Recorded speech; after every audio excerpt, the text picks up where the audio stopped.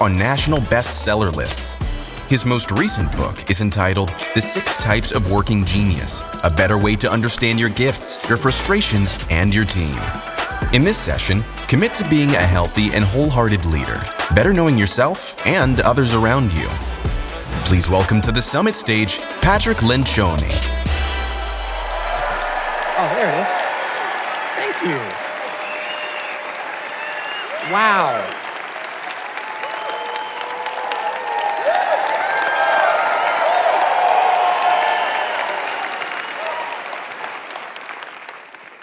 I am so glad to be here, and I mean that. And I don't know why they brought me back 10 times, but I can tell you this. After today's talk, they're not going to have me back again. No, I'm just kidding. You know, it's like a little bit of drama at the end of our day, you know, a little controversy. I want to say something. I'm Catholic, so I'm going to make a little confession. And most speakers, hey, a Catholic out there, most speakers, I think we all agree, like you kind of like to follow a speaker with low energy. So I'm pretty happy with Sint, you know, I'm pretty good at following her. But I want to say this is going to be a very different talk than anything I've ever given at the summit before. And that's because the world is very different than it was when I first spoke at the summit 20 years ago. I could never have believed that 2023 would be so different than 2003. I think we have a picture of when I spoke here before. Yeah. Now, I don't know if you can see that very well. I don't know if you can make that even bigger. But I don't know what was going on with me back then. I mean, my pants looked like I wanted to be MC Hammer. My jacket looked like I wanted to be David Byrne from the Talking Heads. I don't know if you can see the little tail I have there between my legs. That's a cord that I used to drag around. So I showed this to my 17-year-old son 2 days ago, Michael, who I think you might be watching. Hi, Michael. And he was like, why would you dress like that? And my wife saved me and said, a lot of people dress like that, Michael. And I was like, thank you. And then he said, Dad, I don't think you look that different today. And then he asked me for $50. And I gave him 100. So that was a crazy, I have had the tail removed. I got clothes that fit now. I wear pants that don't go down to here. But I'm serious when I say that the world has changed so much. We could take that down now. Thank you. The world has changed so much, and that's why this talk is going to be different. And I think it's by far the most important talk I've ever given here. And I imagine that this is why I'm here, why God brought me here for the 10th time, because this talk, I think, is going to be the most important. Okay? So let's step back. There's 3 critical virtues that any leader has to have. The first one would be wisdom. Okay, wisdom is why we come here, to gain wisdom. And the notebooks that people fill out, like, what are we going to do with all this wisdom? And Henry Cloud, I could just he could read the newspaper to me, and I'm like, yeah, I got wisdom from Henry that way, you know. Wisdom is why we're here, right? And that's really important that we know the right thing to do. And over the years, what I've talked about is the 5 dysfunctions of a team and trust, like Craig and Henry have talked about trust and conflict and accountability and all the different things we talked about. I've talked about the humble, hungry, smart, the ideal team player. We've talked about meetings and about how to discover your God-given virtues and all those things. Are those nuns right there? Oh my goodness. Oh, look, a bird. I get so distracted. Praise God for you to be here. I love you. Wow. God bless you. Now, what was I saying? Wisdom. And so we know that wisdom is important. So that's the first virtue. We have to know the right thing to do. And of course, all wisdom comes from God. The second virtue, though, is humility. And one of my favorite talks ever at Willow Creek was a guy named John Dixon from Australia who wrote a book called Humilitas. And it was about, and I never realized this, it was about how Jesus really introduced humility into leadership and into society. Because see, until Jesus, the idea of a leader in authority lowering himself or herself to the people they led, making themselves last, washing their feet, being the servant, taking the lowest seat at the table, that was preposterous. We take that for granted now, servant leadership. But when Jesus came and said, that's the right way to lead, humility is key, the chief virtue, because it's opposed to the chief sin. The root of all sin is pride. Humility, I think, is the most important one. And when Jesus introduced that, it was controversial. It was radical. In fact, the leaders of the day hated that. So humility is critical. I wrote a book called The Motive, and I wrote it later in my books because I realized, oh my gosh, if you don't think that the motive for leading is serving, then none of the stuff we talk about makes sense. So you need to have wisdom, but you also have to have humility to digest that. The third virtue, what I'm going to talk about today, is the one that I think is most critical today compared to 20 years ago. It's always been important, but when I talk about it today, it takes on a whole new meaning, and that's courage. Courage, the word that comes from the Latin for heart, cor, courage.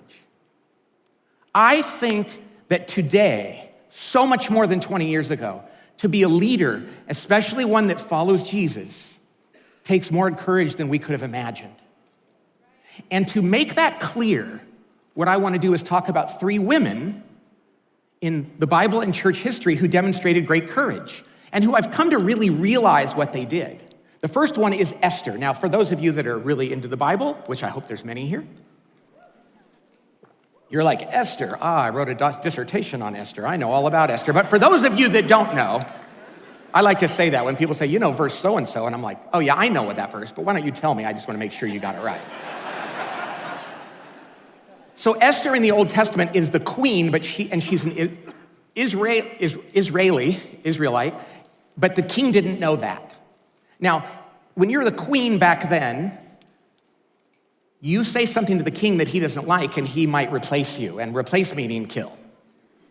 In fact, the previous queen, as I found out, was already disposed of. So Esther is very comfortable though. She lives in the palace, she's doing really well. But the Israelites are being persecuted in Persia where she lives. In fact, there's a plot to eliminate the Israelites. And everybody knows about it and they're very scared.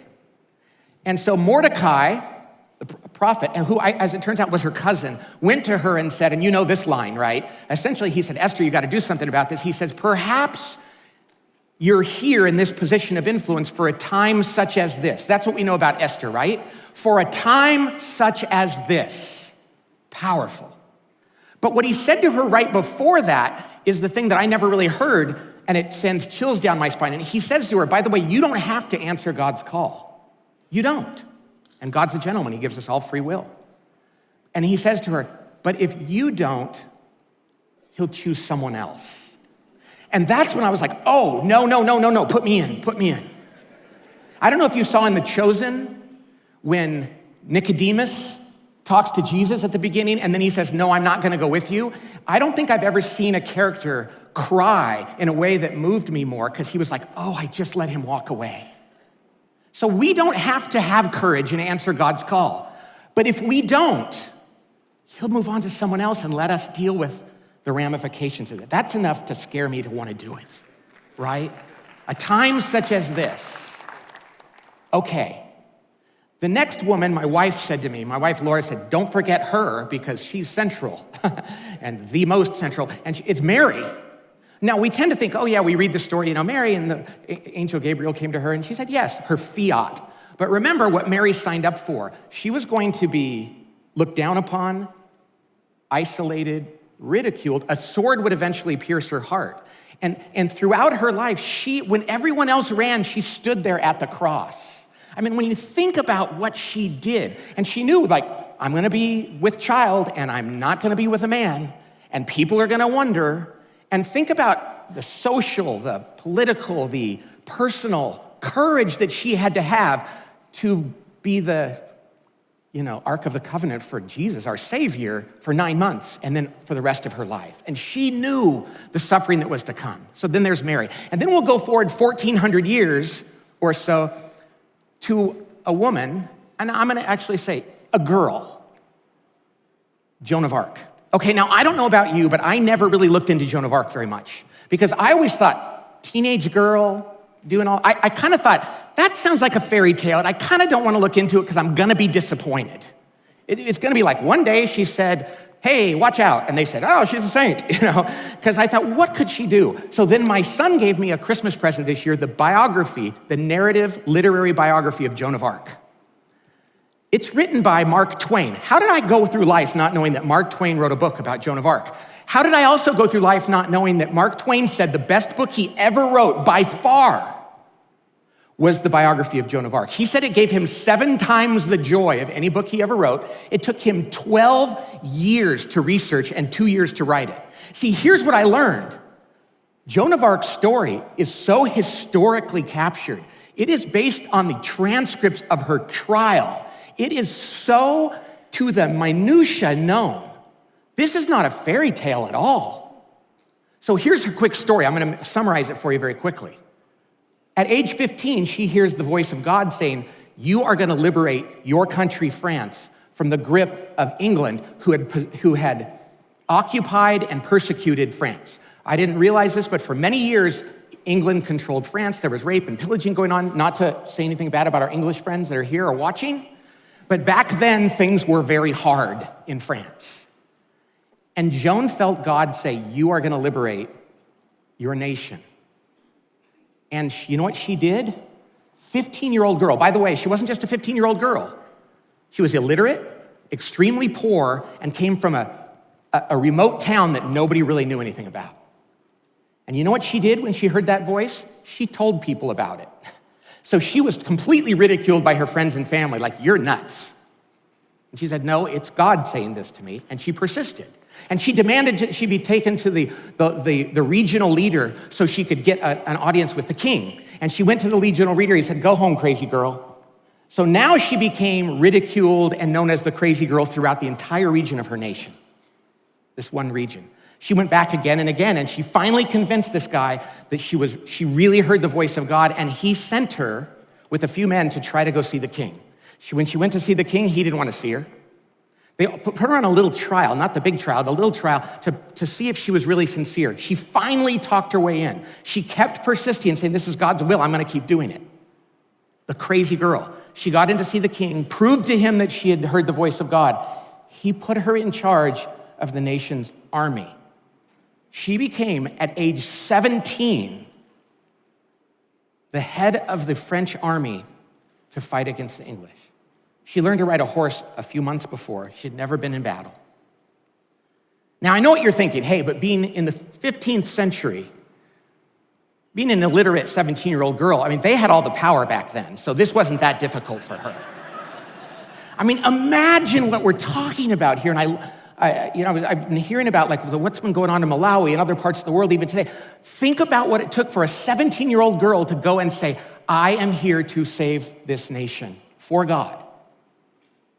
So she did. She literally led the troops into battle, never killed anybody, always offered peace to the English beforehand. We don't want to kill anybody, but we have to have our country back. They said no. She would lead them into battle on the horse with the sword. She was injured a number of times. They defeated the English. Crazy that her prediction proved true. But then she was captured in a battle by the English, and then the side of the French army and the French church that sided with the English put her on trial. No lawyer, no friends, in a dungeon. They said, just recant your story. Just tell us it's not real. Just tell us it wasn't God, and we'll let you go. And she said, I can't. And as you know, spoiler alert, they burned her at the stake. Okay, when I think about that, when I think about Esther and Mary and Joan of Arc, I just think, how do we do that today? And I think it's worth asking ourselves, what is courage today? What does it look like? And I think it's important that we understand there's actually 3 kinds of courage that we have to have. Because otherwise we can think, do I have to get on a horse or lead a battle or join the army or whatever else? And the answer is no, but we have to understand there's different kinds of courage. And by the way, as I say this, let me stop and say, always with love. Always with love and always with joy. You know, the evil one who is the enemy, and for those that go, the evil one, you really believe in it? Yes, I do. And if you ask C.S. Lewis when he wrote Screwtape Letters, or if you go see that movie Nefarious, you know that the evil one likes it when we don't think he's there. That's his greatest wish. And so, we have to know who we're fighting against because he would love us to capitulate and give in or to get bitter. He wins either way. And we are not going to give in and we're not going to be bitter. We're going to joyfully, lovingly have courage. But there's 3 kinds of courage. The first one is what I call personal courage. That's where you're alone with God in prayer. You're looking in the mirror and you're saying, do I really want to be the person God wants me to be? Am I willing to acknowledge what's going on around me? Am I courageous enough to see the truth and acknowledge it? Because if we don't have that kind of courage, we'll never exercise the other 2. Personal courage, it all starts with that. And I can tell you right now, it's so tempting to want to say, I don't even want to know about what's going on in the world. I don't want to, and I used to like it when people said, I don't like to watch the news. Now, I think there's so many people that are news junkies and we can get hooked on it and all that, but we have to know what's happening if we're going to have courage. And oftentimes when we say we don't want to know, it's because we don't want to have to face it. I know I'm tempted that way myself.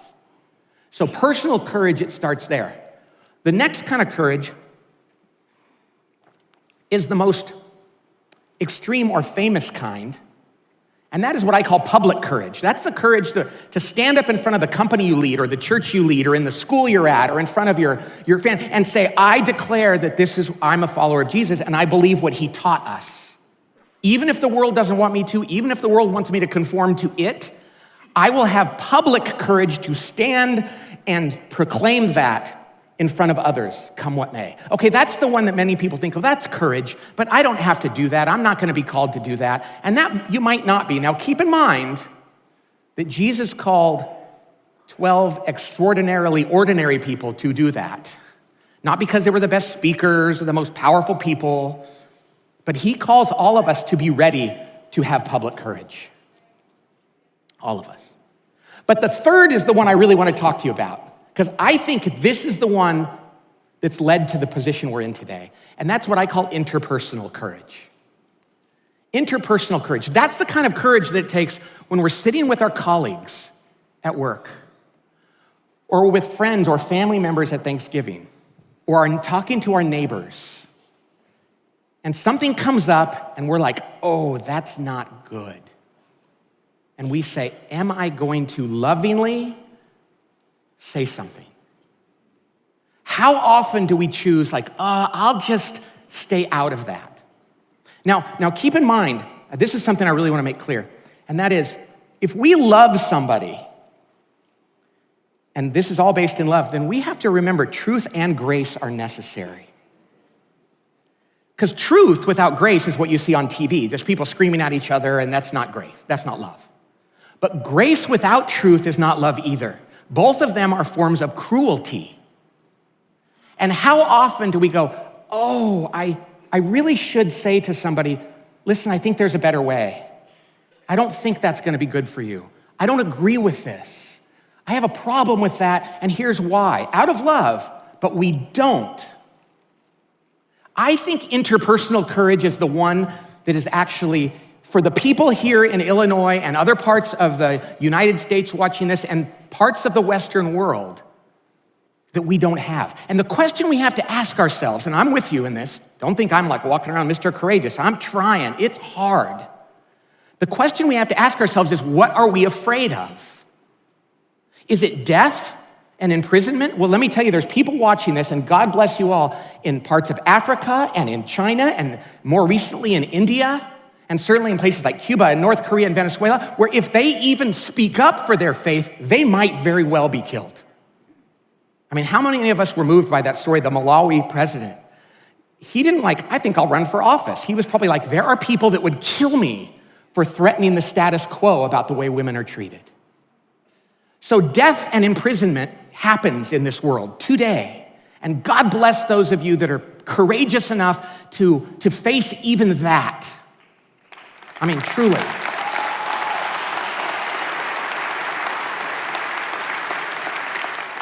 But here where we live, what would be the next worst thing? The loss of our livelihood, our jobs. Now, 20 years ago, I would have told you crazy. Come on, don't be paranoid. Nobody's gonna get fired for saying they're a Christian. It's happening today. It is where we live and work. Many of you know that where you work, if you work in a big company in America today, and in the Western part of the world that if you were to really let people know what you believed, that you were a follower of Jesus and his teachings, you would not be welcome there.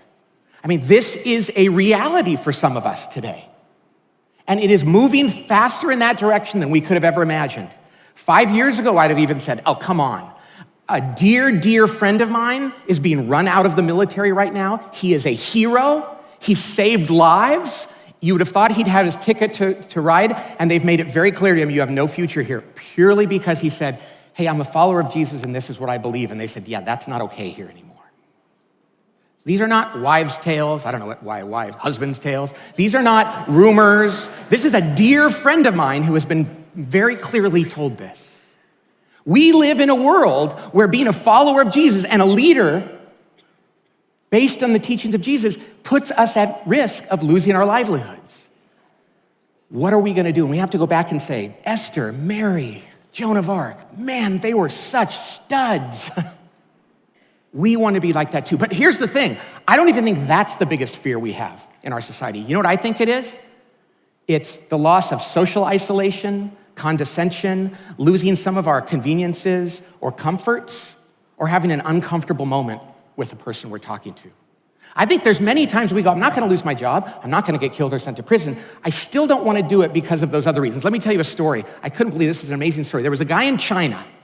He was a Catholic, the underground Catholic Church. What's going on in China with the Catholic Church and relationships with the Vatican is very sad, because now essentially China controls the church, appointing bishops. Yeah, we Catholics are like, what's going on? We don't know, but there's an underground church in China, the ones that aren't controlled by the government, and they have mass in their homes. And this man would have mass in his home, and they'd have a lookout, because they knew the authorities would come and try to shut them down and put him in prison. One day they didn't disperse fast enough. The man who in his home got caught. Everybody else got away, and they took him to prison. This is a true story, and they tortured him to get the name of the priest. Because if they could just get rid of all the priests and ministers out of China, then they'd be better off. He refused. They tortured him, brutal torture. He survived barely, managed to get out of China and come to the United States. And he came here and he said, I can go to Mass every day with nobody threatening my life. So he did. And then he started a business and he said, I can go on Sundays. That's enough. And the business started to grow. And then he said, if I just didn't work on Sundays, I could do even better. And he stopped going to Mass. And he said, China could not drive Jesus out of my heart with the threat of torture and murder, but the comfort and conveniences of a culture could drive it away. We here in this Western world in the United States, it's amazing. I think people in other countries are like, you're kidding me. You're really worried about not getting invited to Thanksgiving next year? I'm worried about not being alive for Thanksgiving next year if I speak my faith. And I think we need to go, God, I don't want to choose the comfort, the convenience, the safety anymore. And I'm gonna say this. I was just thinking about this a few minutes ago. Why should we have courage? There's 3 reasons to have courage. 3 reasons. One is because we lose our fear when we finally say, in love, this is what I believe. It's amazing. Your fear goes away. Hiding it and trying to toe the line, when you finally say, hey, listen, I'm a follower of Jesus. I really am. And so whatever you want to do with that, I just want you to know. It's amazing how less fearful you are. But that's the 3rd best reason to have courage. The 2nd best reason is because it serves others. Other people will either be called to greater truth, beauty, and goodness by your courage, or they'll see it and they'll be motivated to be the same. Or you may never hear about it, but somebody's going to be inspired by you and it's going to change their lives and the lives of others. So we need to do it out of love for others. The 3rd reason to do it is really the best reason. And that's because Jesus did it first. I mean, think about that. Think about the fact what he went through for us. I mean, I know if any of us were standing here and Jesus was saying, so are you going to make a sacrifice for me? We'd go, of course. But then we go out in our jobs and somebody says something and we compromise a little here and we compromise a little here. And before we know it, we're like, how did I get to this place? So this is a very different talk than any talk I've ever given here, because it's really an exhortation. And it's not funny And it's not depressing at all.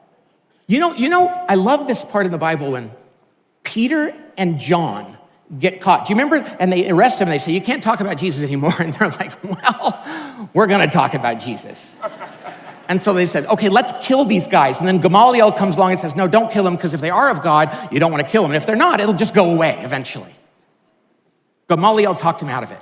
So they said, okay, let's just flog them. You know how the Bible says that? And Jesus was crucified. You know why they didn't go into detail? Because everybody knew what that meant. And they're like, so they flogged them. They didn't go. So they took out these chains and whips and whipped them 39 times because everybody knew what that meant. But that's what they did. Peter and John got flogged, and then they let them go. And you know what they did? They rejoiced because they were deemed worthy to suffer for Jesus. Oh, isn't that the secret to this? Now, that's not to be martyrs, like to walk into it on purpose and go, hey, somebody flogged me. I want to prove that I can be courageous for Jesus. But it's okay. It will happen in one way or another. And we're so it's so hard in our society because I get frustrated, like, why is this happening? And Jesus said, hey, you know, the world's going to hate you. It hated me first, but that's okay. I've overcome the world. And he said, and if you acknowledge me in front of others, I'll acknowledge you but if you don't, I won't acknowledge you then. I don't know how, when I think about those things and I keep them in front of me, I think, how could I not have courage? And yet, of course, because of original sin and because I'm a human being and I like comfort and convenience and getting along and people liking me, and I sometimes cave. Sin. But I want to say to you today, let's all decide. Think about that. We have 7,000 people here, and we have hundreds of thousands around the world hearing this. If we all decide we are not going to capitulate or be bitter, we are going to lovingly and joyfully stand in the breach and say, yes, I'm a follower of Jesus. Do you know how?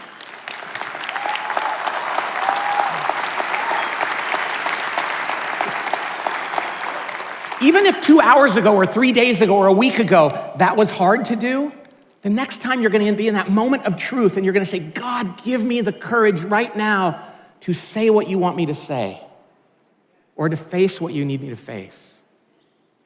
And here's the beautiful thing. Let's go back to Joan of Arc. I mean, a 17-year-old riding into battle. You know they asked her this question all the time. And her friends and her family did all the time. They said, aren't you afraid? I mean, isn't that what you would ask? Like, aren't you afraid? And she said, I am not afraid, for God is with me. I was born for this. Ladies and gentlemen, you were born for this time, for a time such as this, and how cool is it that we might be deemed worthy to suffer for him? Please, let's God, give all these people courage, because it only comes from you. It's not up to us. But let us tap into your strength so that we may be courageous for you, so that we may be with you one day forever. Amen. Thank you.